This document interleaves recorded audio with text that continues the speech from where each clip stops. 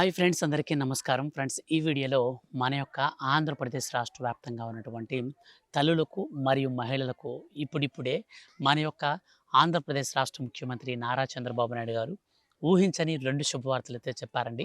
So ఈ యొక్క 2 శుభవార్తలు ఏంటి, ఎప్పటి నుంచి ఈ యొక్క బెనిఫిట్స్ అనేది మహిళలకు మరియు తల్లుల ఖాతాలలోకి మన యొక్క ఆంధ్రప్రదేశ్ రాష్ట్ర ప్రభుత్వం రిలీజ్ చేయబోతుందో పూర్తి వివరాలు వీడియోలో తెలియజేస్తాను. అలాగే ఈసారి ఈ యొక్క మహిళలకు కావచ్చు, అదేవిధంగా తల్లులకు కావచ్చు, వీళ్ళిద్దరికీ ఇచ్చేటువంటి బెనిఫిట్స్లో మన యొక్క రాష్ట్ర ముఖ్యమంత్రి నారా చంద్రబాబు నాయుడు గారు అనర్హులను ఏరివేసేందుకు ఒక 2 పనులైతే చేయాలని ఆదేశాలు జారీ చేశారు. ఈ 2 పనులు ఎవరైతే చేస్తారో వారికి మాత్రమే ఈ 2 పథకాలకు సంబంధించినటువంటి బెనిఫిట్స్ అయితే రాబోతున్నాయి. సో మీరు ఈ వీడియోని చివరి వరకు చూస్తే ఆ 2 పనులేంటో మరియు వాటితో పాటు ఈ యొక్క బెనిఫిట్స్ అనేది మనకు ఎప్పటి నుంచి ఎప్పటి లోపల మన ఖాతాల్లోకి రాబోతున్నాయి, సో ఎవరెవరికి వస్తాయి అనగా ఈ వీడియో చూస్తున్నటువంటి మీకు వస్తాయా రావో కూడా క్లారిటీగా అయితే మీకు అర్థమైపోతుంది. సో కాబట్టి వీడియోని స్కిప్ చేయకుండా కంప్లీట్గా అయితే చూడండి. అలాగే ఈ వీడియో కింద ఉన్నటువంటి బ్లాక్ కలర్లో ఉన్న సబ్స్క్రైబ్ బటన్ని క్లిక్ చేసి పక్కనే వచ్చే బెల్ సింబల్ని ఆల్ పైన కనుక మీరు ట్యాప్ చేసుకున్నారనుకో, ఏ చిన్న అప్డేట్ అయినా సరే ఆంధ్రప్రదేశ్ రాష్ట్ర వ్యాప్తంగా ఉన్నటువంటి మహిళలకు సంబంధించి మరియు తల్లులకు సంబంధించి వచ్చిన వెంటనే మిస్ కాకుండా డైరెక్ట్గా మీ యొక్క ఫోన్లోనే మీరు నోటిఫికేషన్ ద్వారా ప్రతి చిన్న అప్డేట్ను కూడా చెక్ చేసుకోవచ్చు. ఇక వీడియోలోకి వెళ్ళి పూర్తి వివరాలు తెలుసుకోబోయే ముందు స్మాల్ రిక్వెస్ట్, వెంటనే లైక్ చేసి షేర్ అయితే చేయండి వీడియోని. ఇక పూర్తి వివరాల్లోకి కనుక మనం వెళ్ళినట్లయితే ఆంధ్రప్రదేశ్ రాష్ట్ర వ్యాప్తంగా ఉన్నటువంటి మహిళలకు మరియు తల్లులకు ఏపీ రాష్ట్ర ముఖ్యమంత్రి నారా చంద్రబాబు నాయుడు గారు ఊహించని 2 శుభవార్తలను అయితే చెప్పారండి. ఈ 2 శుభవార్తల్లో చాలా ప్రాముఖ్యంగా తల్లులకు అలాగే మహిళలకు ఇద్దరికి ప్రకటించడం గమనార్హం. అందులో మనం మొట్టమొదటిగా మహిళలకు సంబంధించి వచ్చినటువంటి అప్డేట్ని చూసుకొని అలాగే ఆ తరువాత తల్లులకు సంబంధించినటువంటి అప్డేట్కి అయితే వెళ్దాం. సో కామన్గా మన యొక్క రాష్ట్ర ప్రభుత్వం మహిళలకు మరియు తల్లులకు సంబంధించి ఒక్కొక్క మహిళ ఎవరైతే అర్హులు ఉంటారో వాళ్ళకి ఖచ్చితంగా ఈ 2 పనులు అయితే విడివిడిగా చేసుకోవాల్సింది. సో దీనికి సంబంధించి వచ్చినటువంటి అప్డేట్ ప్రకారంగా మనం క్లారిటీగా చూస్తే మన యొక్క ఆంధ్రప్రదేశ్ రాష్ట్రంలో కూటమి ప్రభుత్వం ఏర్పడి 2 సంవత్సరాలు పూర్తయిపోయి 3వ సంవత్సరంలోకి రీసెంట్లీ అడుగుపెట్టారు. ఈ అడుగుపెట్టినటువంటి సందర్భంగా మన యొక్క రాష్ట్ర ప్రభుత్వం ఆగిపోయినటువంటి పథకాలన్నింటినీ కూడా తిరిగి రన్నింగ్లోకి అయితే తేవడానికైతే సిద్ధమైపోయింది. ఇప్పటికే అనేక రకాలుగా ప్రతిపక్షాలు విమర్శిస్తున్నటువంటి నేపథ్యంలో కూటమి ప్రభుత్వం ఈ పథకాల విషయంలో సీరియస్గా తీసుకొని ఒక్కొక్క లబ్ధిదారులందరినీ కూడా గుర్తించి అనర్హులందరినీ కూడా తొలగించి నేరుగా అర్హుల ఖాతాలలోకి నిధులు విడుదల చేసేందుకు సరికొత్త ప్రణాళిక ప్రకారం ఒక కమిటీని కూడా అయితే వేసింది. సో ఈ కమిటీ ఆధ్వర్యంలోనే ఈ మహిళల ఖాతాలలోకి డబ్బులు అయితే ఇవ్వబోతున్నారు. మన యొక్క ఆంధ్రప్రదేశ్ రాష్ట్ర వ్యాప్తంగా ఉన్నటువంటి మహిళలు ఎవరైతే ఉన్నారో సో వాళ్ళకి చాలా రోజుల నుంచి ఎదురు చూస్తున్నటువంటి ఆడబిడ్డ నిధి పథకానికి సంబంధించి ఎట్టకేలకు మన యొక్క రాష్ట్ర ముఖ్యమంత్రి నారా చంద్రబాబు నాయుడు గారు శుభవార్త అయితే చెప్పారండి. సో రీసెంట్లీ జరిగినటువంటి క్యాబినెట్ మీటింగ్లో కూడా దీనికి సంబంధించి 9,230 కోట్ల రూపాయలకు పైగా నిధులను కూడా విడుదల చేసేందుకు సర్వం సిద్ధం చేశారు. ఈ పథకం మనకు ఎన్నికల మేనిఫెస్టోలో అయితే ప్రకటించారు. సూపర్ 6 హామీల్లో చాలా పెద్ద పథకం అంటే ఏదైనా ఉందంటే అది అమ్మఒడి తర్వాత అనగా తల్లికి వందనం తర్వాత నెక్స్ట్ అమలు కాబోయే పథకం ఇదేనమాట, ఆడబిడ్డ నిధి. ఈ ఆడబిడ్డ నిధి పథకం కింద 18 ఏండ్లు పైబడినటువంటి వారు 60 సంవత్సరాల వయసు మధ్యలో ఉన్నటువంటి ప్రతి ఒక్క మహిళకి నెలకి 1,500 రూపాయల చొప్పున ఒక ఏడాది కాలంలో డైరెక్ట్గా 18,000 రూపాయల వరకు నేరుగా అర్హుల ఖాతాలలోకి విడుదల చేసే పథకమే ఈ ఆడబిడ్డ నిధి. ఈ ఆడబిడ్డ నిధి పథకానికి సంబంధించి మన యొక్క రాష్ట్ర ప్రభుత్వం చాలా రోజుల నుంచి దీనికి సంబంధించినటువంటి విధి విధానాలను ఏర్పాటు చేసే విషయంలో అలాగే మార్గదర్శకాలను రూపొందించే విషయంలో కూడా చాలా అంటే చాలా విధాలుగా మనకు అర్హులను గుర్తించే పనిలో భాగంగానే జననగణన అనేది మనకు స్టార్ట్ చేశారు. సో ఈ జననగణన సర్వే కూడా మనకు ఎందుకు చేస్తున్నారు అంటే రాష్ట్ర వ్యాప్తంగా ఎంతమంది మహిళలు 18 సంవత్సరాలు పైబడిన వారు ఉన్నారు, ఒక్కొక్క ఇంట్లో ఎంతమంది లబ్ధిదారులు ఉన్నారు, సో ఈ విషయాలన్నీ కూడా మనకైతే లెక్కేసుకొని దాని ప్రకారం అమౌంట్స్ అనేది మనకు రిలీజ్ చేయడం కోసం అయితే మన యొక్క రాష్ట్ర ప్రభుత్వం సిద్ధమైంది. అయితే ఈ జననగణనలో చాలా ప్రాముఖ్యమైన విషయాలను అయితే మన యొక్క రాష్ట్ర ప్రభుత్వం పరిగణలోకి తీసుకుంది. సో దీనికి సంబంధించి ఈ యొక్క ఆడబిడ్డ నిధి పథకాన్ని అమలు చేసేందుకు ఒక కమిటీని కూడా అయితే ఏర్పాటు చేసింది. ఈ కమిటీ ఆధ్వర్యంలో అర్హులను అయితే గుర్తిస్తారు. 7 దశలుగా ఆ యొక్క అర్హతలను పరిశీలించి 7 దశలుగా పరిశీలించి ఆ యొక్క పరిశీలించినటువంటి విధానంలో అర్హులుగా తేలిన వారిని ఫైనల్ ఎలిజిబులిస్ట్గా తయారైతే చేస్తారు. అయితే ఈ కమిటీ చేసే పని ఏంటంటే, ఇప్పుడు మన యొక్క రాష్ట్ర వ్యాప్తంగా గత ప్రభుత్వం హయాంలో చేయూత పెన్షన్ అంటే మనకి ఏదైతే చేయూత వైఎస్ఆర్ చేయూత ఉందో ఈ యొక్క చేయూత డేటాను అయితే సేకరిస్తారు. ఈ చేయూత డేటాలో 45 ఏండ్ల నుంచి 60 సంవత్సరాల వయసు మధ్యలో ఉన్నటువంటి వారి డేటాని అయితే కలెక్ట్ చేసుకుంటారు. సో అనంతరం మనకు వచ్చేసి ఈ యొక్క జననగణనలో 18 నుంచి 45 ఏండ్ల మధ్యలో ఉన్నటువంటి వారందరినీ కూడా క్యాలిక్యులేట్ చేస్తారు. సో ఫైనల్గా ఈ యొక్క మొత్తం వచ్చినటువంటి 2 దగ్గర నుంచి తీసుకున్నటువంటి డేటాని వీళ్ళు ఫిల్టర్ చేస్తారు. సో ఎలిజిబిలిటీ క్రైటీరియా అనేది చెక్ చేస్తారు. ఈ ఎలిజిబిలిటీ క్రైటీరియాలో 7 దశలుగా చెక్ చేయడం అనేది జరుగుతుంది.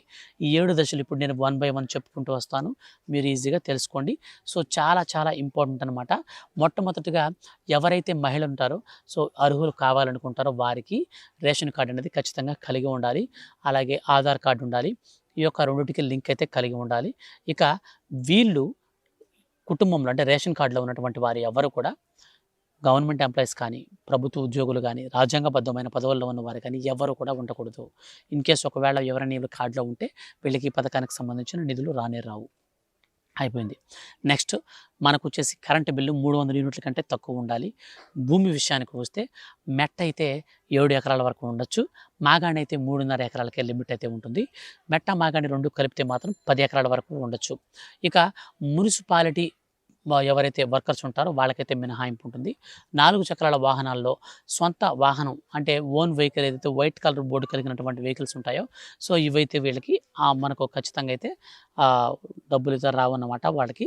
సో ఎవరైనా ఎల్లో కలర్ బోర్డు కలిగి ట్యాక్సీలు, మ్యాక్సీ క్యాబ్లు, ఆటోలు ఇట్లాంటివి అయితే నో ప్రాబ్లం. ట్రాక్టర్లు ఉంటే నో ప్రాబ్లం, అవన్నీ ఎల్లో కలర్ కంతకు ఉంటాయి కాబట్టి ట్యాక్సీ రూపంలో బ్రతకడానికి బ్రతుకు తెరువు కోసం ఈ బండి అయితే మా దగ్గర ఉందని ఒక సూచనగా ఉంటుంది కాబట్టి ఎటువంటి ప్రాబ్లం అయితే లేదు.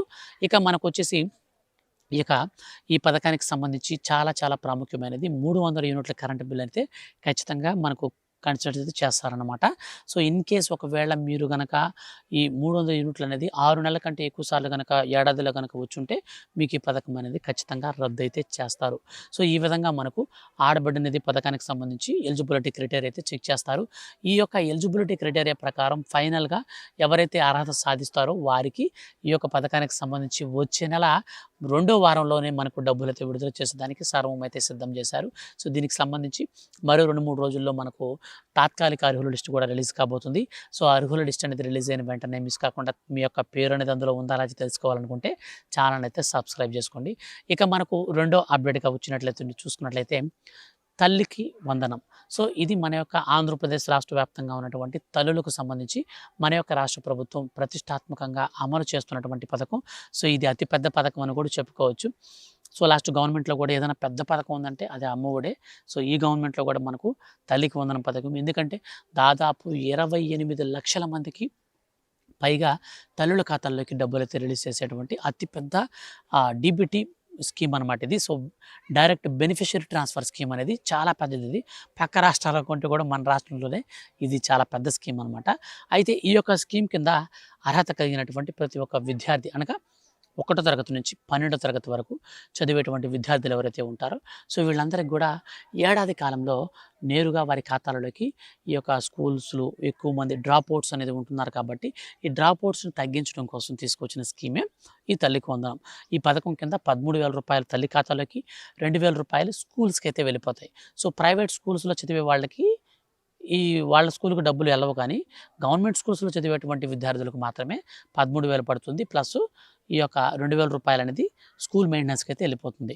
ఇక ప్రైవేట్ స్కూల్స్లో చదివే వాళ్ళకి 13,000 రూపాయలే పడుతుంది. 2,000 రూపాయలు అనేది వాళ్ళకి స్కూల్స్ అనేది గవర్నమెంట్ కాదు కాబట్టి వాళ్ళకి రావు. ఇక ఈ పథకానికి సంబంధించి ముఖ్యంగా చూస్తే మన యొక్క రాష్ట్ర ప్రభుత్వం 7 దశలుగా వెరిఫికేషన్ అనేది చేసింది. 7 దశలుగా వెరిఫికేషన్ అనేది చేసి అనంతరం అర్హులను ఇప్పటికే గుర్తించింది. ఇప్పటికే చాలామంది కూడా అర్హులు అడితే వాళ్ళ యొక్క ఖాతాల్లోకి డబ్బులు ఎప్పుడు వస్తాయని ఎదురు చూస్తున్నటువంటి శుభతరుణంలో ఇప్పుడు మన యొక్క రాష్ట్ర ప్రభుత్వం గుడ్ న్యూస్ అయితే ప్రకటించింది. సో మన యొక్క రాష్ట్ర వ్యాప్తంగా ఉన్నటువంటి తల్లికి వందనం పథకానికి సంబంధించిన అర్హుల యొక్క తల్లుల ఖాతాలలోకి నేరుగా డబ్బులను విడుదల చేసేందుకు సిద్ధమైంది. అయితే ఈసారి 2 విధాలుగా ఈ యొక్క తల్లికి వందనం డబ్బులు అయితే పడతాయండి. సో ఎవరైతే ఎస్సీ ఎస్టీ కేటగిరీకి సంబంధించినటువంటి విద్యార్థులు ఉంటారో సో అటువంటి వారికి 2 విడతల్లో డబ్బులు వస్తాయి తల్లికి వందనం.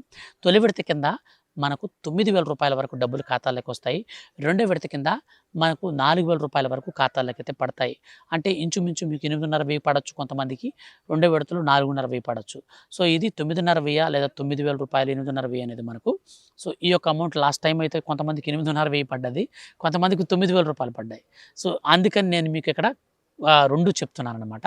సో బేసిక్‌గా మనకు 8,500 ఎవరికైతే పడిందో, సో వాళ్ళకి తిరిగి కేంద్ర ప్రభుత్వం వచ్చేసి 4,500 మరి వేస్తుందనమాట. అప్పుడు మొత్తంగా చూస్తే వాళ్ళకి 13,000 రూపాయలు కంప్లీట్ అవుతుంది. సో కొంతమంది హాస్టల్స్‌లో ఉంటారు, కొంతమంది గవర్నమెంట్ స్కూల్స్‌లో చదువుతుంటారు. సో మీరు ఎక్కడ చదివినా మీకు 2 దఫాలుగా డబ్బులొస్తాయి. అయితే ఈ లోపల మీ యొక్క గార్డియన్స్ గానీ, సంరక్షకులు గానీ టెన్షన్ పడిపోయి, అయ్యో! మాకింకా డబ్బులు పడలేదే, ఎన్‌పీసీ మ్యాపింగ్ ఉందా లేదా అని చెప్పేసి హడావిడి మీద హడావిడి పడిపోయి ఆ ఎన్‌పీసీ మ్యాపింగ్ జోలికైతే వెళ్ళొద్దు. లాస్ట్ ఇయర్ మీకు డబ్బులు పడిపోయి ఉంటే మాత్రం 100% ఇప్పుడు కూడా పడతాయి.